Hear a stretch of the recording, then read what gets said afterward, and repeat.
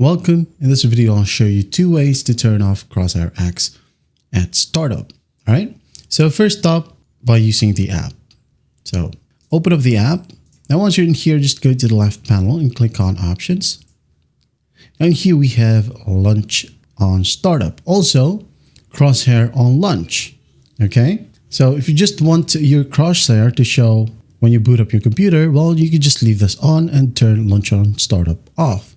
And if you want to as well, you can disable it all or turn it off all by selecting this option and this option as well. Okay. And once that's done, go ahead and close the app, restart your computer, and you're good to go.